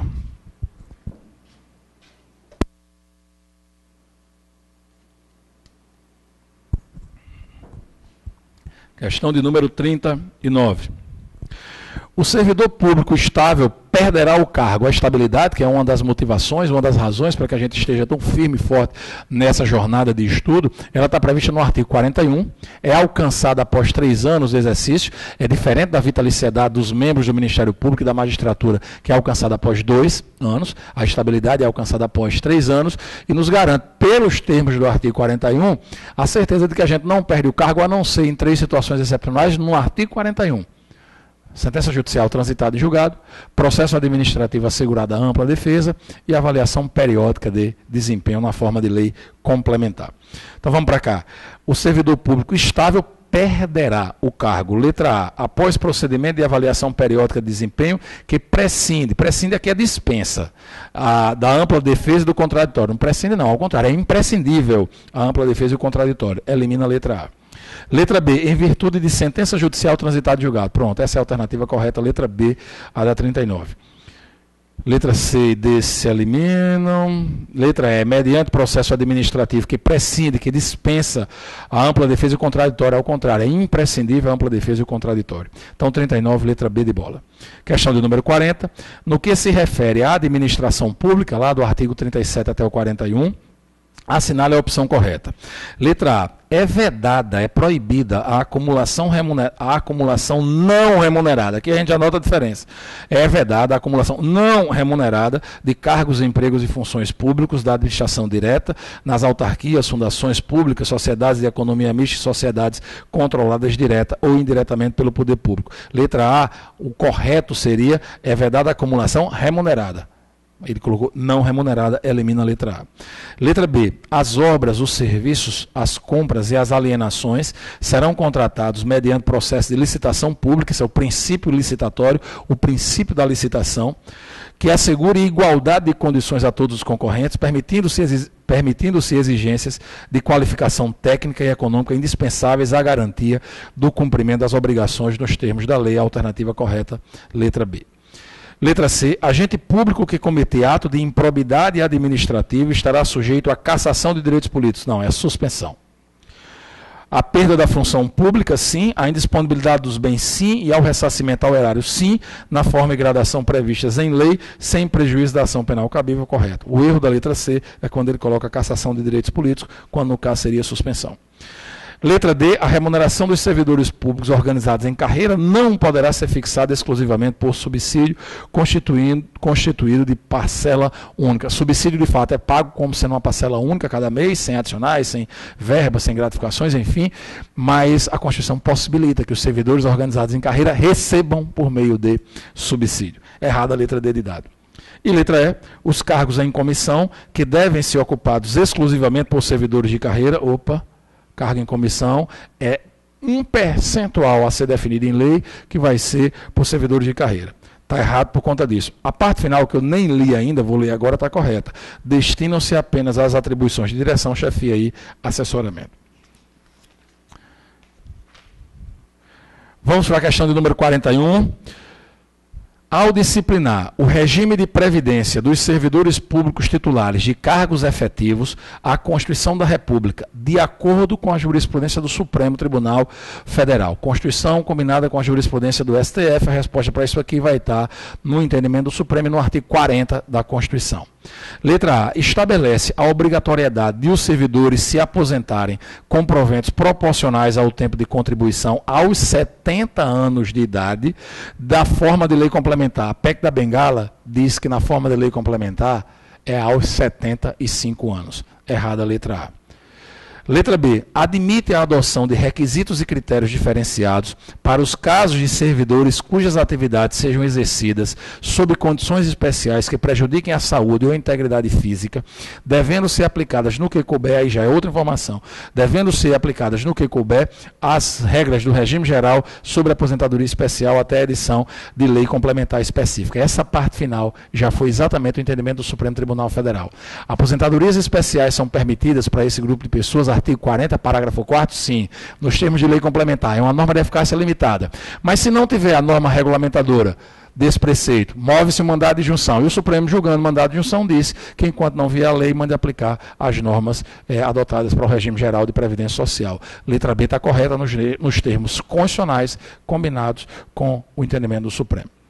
Letra C, veda a percepção de mais de uma aposentadoria à conta do regime de previdência em questão, é verdade, veda como regra, ainda que decorrentes do exercício dos cargos passíveis de acumulação, como 2 de professor, 2 privativos de profissionais da saúde, com profissões regulamentadas. A regra geral é não poder acumular 2 aposentadorias, mas tem exceção.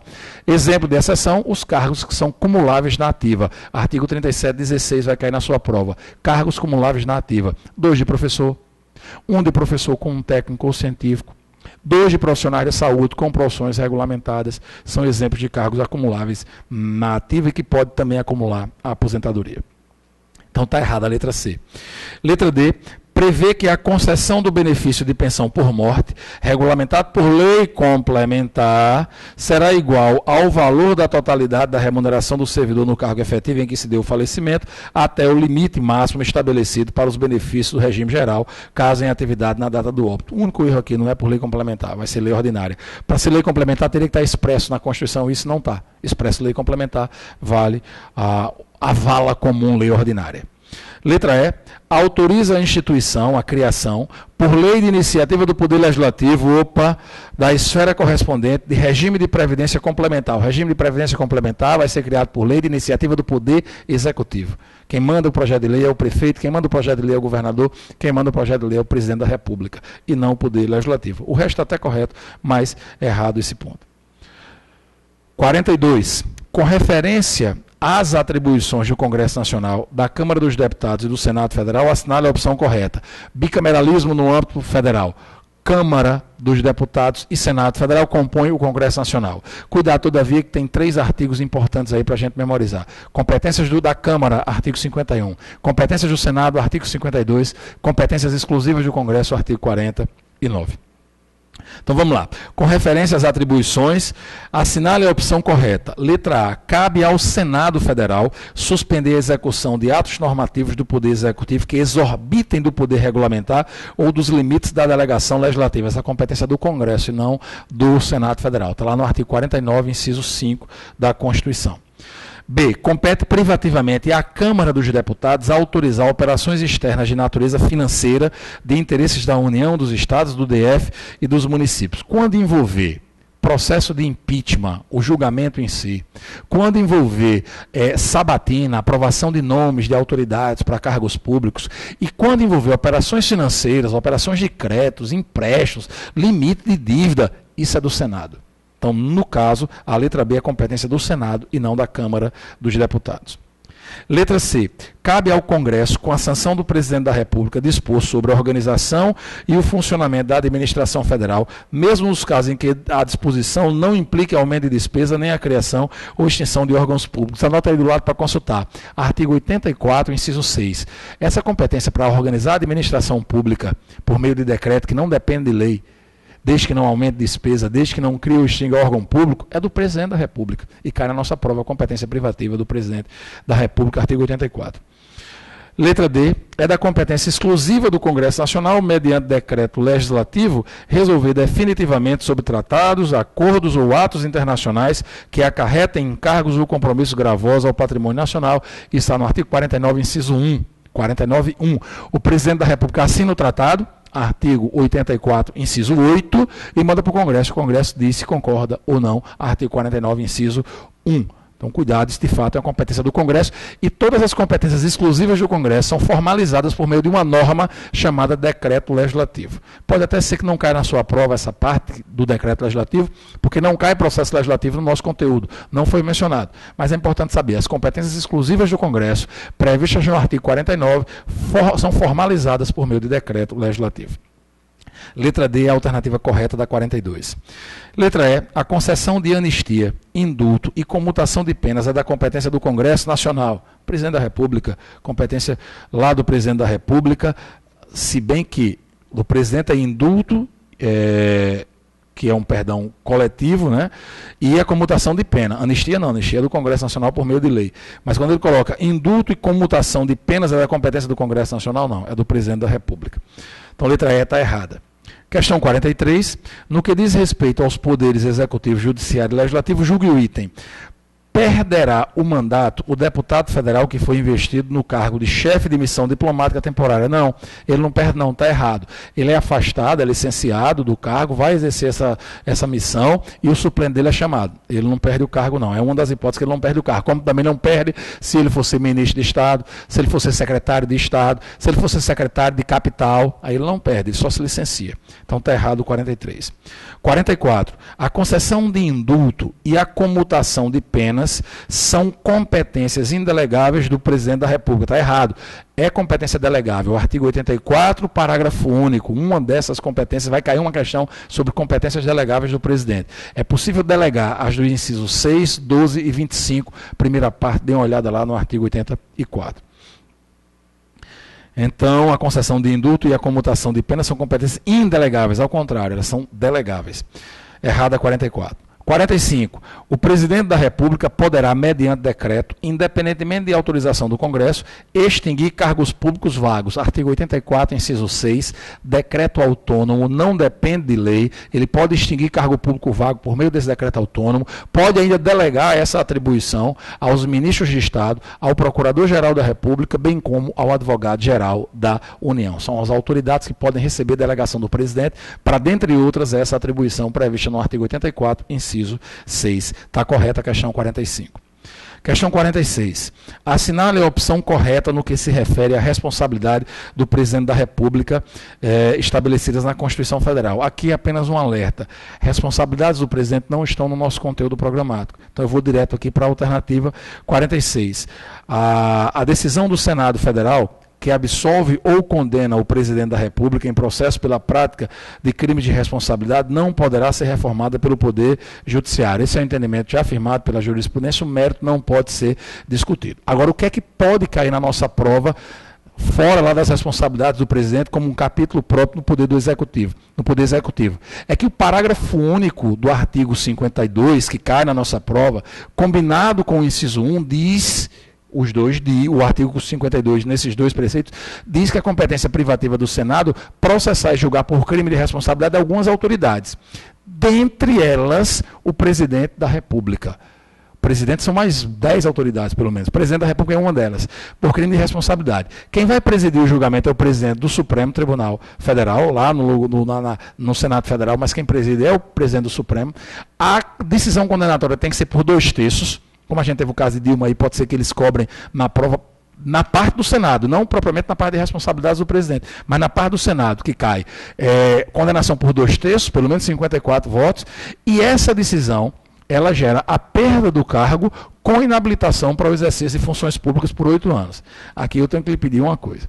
O texto constitucional diz isso, que a condenação por 2/3 dos senadores, pelo menos 54 votos, gera a perda do cargo com inabilitação por exercício de funções públicas por 8 anos. Se cair nos termos constitucionais, pode marcar desse jeito.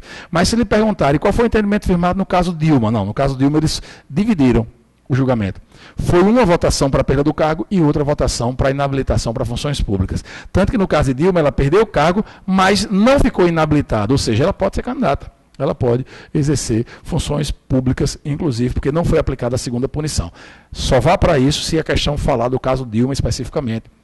Mas se fizer menção ao texto constitucional, perda do cargo com inabilitação para o exercício de funções públicas por 8 anos. Lembrando sempre que só vai haver esse processo no Senado se antes a Câmara dos Deputados autorizar também por 2/3 dos seus membros. A Câmara tem 513 deputados, 3 pedaços de 171, 171, 171 e 171. 2/3, pelo menos 342 votos para autorizar. Autorizou, manda a bomba para o Senado. E o Senado vai julgar. O Senado, inclusive, no entendimento firmado pelo Supremo recentemente, ele vota antes se vai abrir o processo. É como se fossem 2 votações, uma pela Câmara, outra pelo Senado, para abrir o processo. Nessa votaçãozinha para o Senado abrir o processo, é maioria simples, com a maioria absoluta presente, baixa a maioria simples autorizar. Mas para condenar no Senado, aí tem que ser por 2/3. Então, letra E, a alternativa correta da 46. 47. Com referência à estrutura e ao funcionamento do Judiciário, assinala a opção correta. Os ministros do Supremo Tribunal Federal são nomeados pelo Presidente da República após a aprovação do Congresso Nacional. Nomeados pelo Presidente da República após a aprovação pela maioria absoluta do Senado Federal. A sabatina é no Senado. Letra B. É permitido aos servidores do Poder Judiciário cumprir atos de expediente, sendo-lhes vedado realizar atos administrativos. Não, ele pode cumprir atos de expediente, atos administrativos, inclusive receber delegação para esses atos. Não pode cumprir, praticar atos decisórios, mas administrativos de mero expediente podem. Letra C, o Conselho Nacional de Justiça, CNJ, é órgão do Poder Executivo. Não, o CNJ é órgão do Poder Judiciário. faz um controle, uma fiscalização administrativa, financeira e quanto ao cumprimento dos deveres funcionais, igual ao CNMP, o Conselho Nacional do Ministério Público faz para o parquê. Então está errado a C. Letra D. São garantias da magistratura a inamovibilidade, a irredutibilidade de subsídios e a vitaliciedade. De fato, vitaliciedade é a garantia que o magistrado e o membro do Ministério Público têm de só perder o cargo por sentença judicial transitada em julgado. Na magistratura e no Ministério Público, a vitaliciedade é adquirida após 2 anos, o estágio probatório do juiz, o estágio probatório do promotor de justiça substituto é de 2 anos, e no judiciário ainda tem uma segunda possibilidade para aquisição da vitaliciedade, que é direto nos tribunais, na posse. Em sendo vitalício, só perde o cargo por sentença transitada em julgado, é o que diz expressamente o texto constitucional. A inamovibilidade não pode ser removida de um local para outro contra a sua vontade, isso vale tanto para o juiz como para o membro do Ministério Público, mas tem exceção, diante de interesse público e por decisão da maioria absoluta é possível sim, no caso do judiciário, maioria absoluta do tribunal ou do CNJ, no caso do Ministério Público do Estado do Rio Grande do Norte, maioria absoluta, ou do Conselho Superior do Ministério Público ou do Conselho Nacional do Ministério Público, ele pode ser removido contra a sua vontade, assim como pode ser aposentado contra a sua vontade, assim como pode ser posto em disponibilidade contra a sua vontade. Interesse público e maioria absoluta. E a irredutibilidade de subsídios, o valor da sua remuneração não pode ser diminuída, essa é a ideia. Isso não impede o pagamento de tributos não, viu? Não impede que ele seja obrigado a pagar imposto de renda, contribuição para a Previdência Social, não. Detalhe, a aposentadoria compulsória pela idade, já está valendo os 75 anos, essa vitaliciedade, que é a garantia que a gente viu há pouco, não afasta essa aposentadoria compulsória, não. Então, o membro do Ministério Público, membro da magistratura, completou 75 anos, ele é obrigatoriamente aposentado. Então, letra D é a alternativa correta. E letra E, o Tribunal de Contas da União é órgão superior do Poder Judiciário. Ainda que seja chamado de tribunal, o Tribunal de Contas, seja ele da União ou dos Estados ou dos municípios, não integram o Poder Judiciário, ao contrário, o vínculo deles é com o Poder Legislativo. Questão 48. A cláusula de reserva de plenário determina que somente pelo voto da maioria absoluta dos membros do tribunal ou do respectivo órgão especial poderá ser declarada a inconstitucionalidade de lei ou ato normativo do poder público. Peço a vocês, com muita atenção, que vejam o artigo 97 da Constituição. Cláusula de reserva de plenário. Qualquer juiz individualmente pode declarar a inconstitucionalidade de uma lei, sozinho. Tudo bem que a decisão só vale para as partes. Os tribunais também podem declarar a inconstitucionalidade. Só que nos tribunais, a Constituição diz que a decisão tem que ser tomada por maioria absoluta. Por mais da metade dos membros do órgão especial que só pode ser criado em tribunais com mais de 25 julgadores, ou a maioria absoluta do plenário. Isso é o que se chama de reserva de plenário. A declaração de inconstitucionalidade por meio de uma decisão de tribunal não pode ser dada monocraticamente, pelo menos como regra. Tem exceção prevista no Código de Processo Civil, mas não cai na nossa prova. Vamos para a regra. A declaração de inconstitucionalidade por um tribunal só pode ser dada por maioria absoluta do pleno ou do órgão especial. Isso é o que se chama reserva de plenário, está previsto no artigo 97 da Constituição. Para as duas últimas questões, tomar uma aguinha.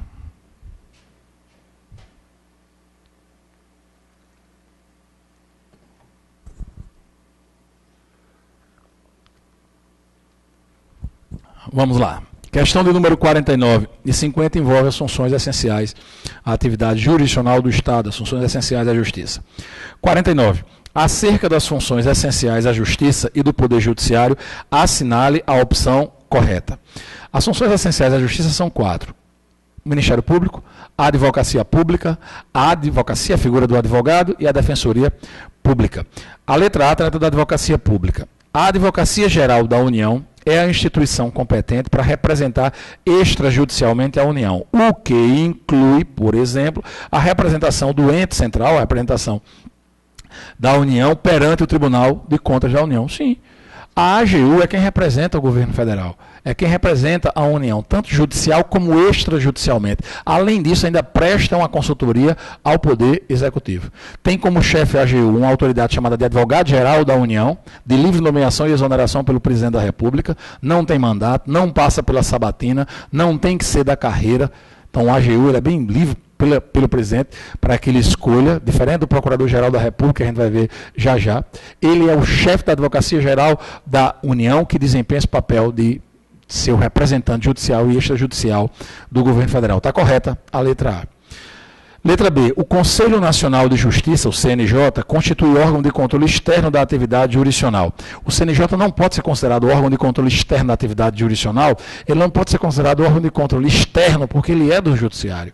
Ele faz parte, veja o artigo 92, que tem a lista lá do CNJ. Para falar no artigo 92, ele lista hoje de forma expressa o TST, o Tribunal Superior do Trabalho, que antes a gente sabia que existia o TST, tem a previsão mais à frente na Constituição, mas no artigo 92 ele não estava citado. E agora está expressamente o TST citado como órgão do Judiciário. Letra C. Os tribunais regionais federais, diferentemente dos tribunais de justiça dos estados, não poderão ter em sua composição desembargadores oriundos da advocacia ou do Ministério Público pela sistemática do 5º Constitucional. Tem sim. O 5º Constitucional é previsto no artigo 94, tanto para os TJs como para os TRFs. Ainda é aplicado aos TRTs, ao TST e no caso do STJ tem apenas uma diferença, que é 1/3 das vagas. Voltando ao 5º. 1/5 dos lugares dos TJs e dos TRFs é reservados a advogados e a membros do Ministério Público. Quando surge a vaga, dependendo de ser da OAB ou do Ministério Público, o tribunal encaminha para um ou para outro, quem competir a escolha naquela oportunidade, naquela ocasião, e essa figura faz uma lista com 6 nomes, uma lista sextupla. Essa lista sextupla é encaminhada para o tribunal e o tribunal desses 6 nomes escolhe 3. Os 3 nomes são enviados para o chefe do Poder Executivo, que escolhe qualquer deles e promove a nomeação. Essa é a regra do 5º Constitucional. Aproveitando a oportunidade, não confundir 5º Constitucional, que até tem a atuação do Ministério Público, com a regra de escolha do Procurador-Geral de Justiça. O Procurador-Geral de Justiça tem a eleição lá dos seus membros, pelos membros da carreira, com a lista tríplice. Não misturar essa lista tríplice com a lista tríplice do 5º Constitucional. Que, na verdade, a lista tríplice do 5º Constitucional começa com a lista sextupla. Então vejam depois, por favor, o artigo 94, pela importância que tem. Letra D. Cabe ao Ministério Público a representação judicial do Estado de Goiás. Não, o Ministério Público não faz representação judicial de nenhum ente público. Nenhum. Quem faz isso é a Advocacia Pública. E letra E.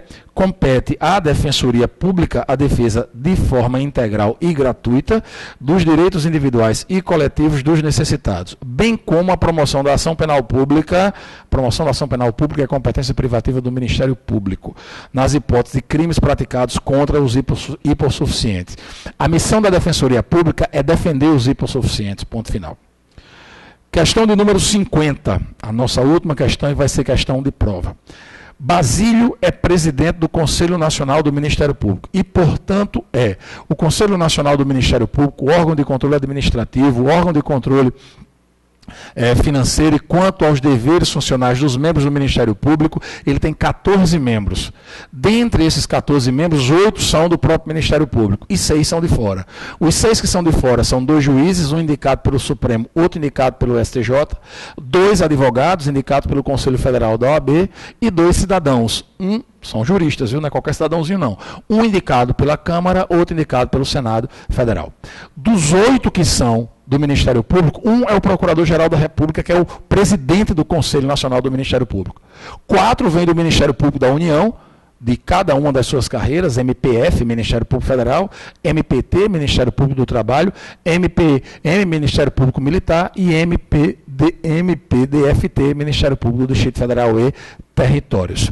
Então, nós vamos ter 4 desses aqui. E outros 3 que são do Ministério Público dos Estados. Então, dos 14 membros, Procurador-Geral da República, 4 do MPU, 3 do MPE, 2 juízes, 2 advogados e 2 cidadãos. O presidente do Conselho é o Procurador-Geral da República, e a questão envolve ele. O Procurador-Geral da República tem que ser membro do Ministério Público da União, mais de 35 anos, é escolhido pelo presidente da República, o nome dele precisa ser aprovado pela maioria absoluta do Senado Federal, terá um mandato de 2 anos, sendo permitida a recondução. Não há limites à recondução no Procurador-Geral da República. Porém, para cada recondução, nova sabatina no Senado Federal. Atenção, não há previsão constitucional de lista tríplice para a escolha do Procurador-Geral da República. Não há. É o presidente quem escolhe olhando para os membros da carreira do Ministério Público da União, ele escolhe quem ele quer e manda lá o nome para o Senado Federal dentro dos requisitos previstos na Constituição.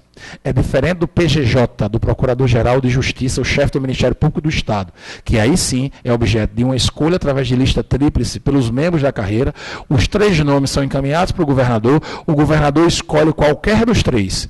Não há previsão na Constituição Federal de sabatina pela Assembleia Legislativa, mas há previsão na Constituição do Estado e na Lei Orgânica do Ministério Público do Rio Grande do Norte. Então, se na sua prova tiver menção à Lei Orgânica do Ministério Público, o nome escolhido pelo governador vai ser objeto de sabatina lá na Assembleia Legislativa. A aprovação tem que ser por maioria absoluta. Então, vendo isso, observando isso, vamos ao texto da questão, indo direto para a alternativa. Basílio é presidente do Conselho Nacional do Ministério Público e, portanto, letra E, chefe do Ministério Público da União, tendo sido nomeado para esta chefia pelo presidente da República, dentre os integrantes da carreira, maiores de 35 anos, após a aprovação de seu nome pela maioria absoluta dos membros do Senado Federal, para mandato de 2 anos, permitida a recondução, pode ser reconduzido sucessivas e incontáveis vezes. Não há limites à recondução, mas lembrando, para cada recondução, nova sabatina no Senado Federal. Ok? Fechamos então a nossa lista, conforme prometido em sala de aula. Desejo do fundo do meu coração todo o sucesso do mundo para vocês. Continuem firmes, fortes, fazendo o que precisa ser feito, pagando o preço que é necessário para conseguir o êxito, para conseguir a sua aprovação. Grande abraço e até o churrasco de comemoração.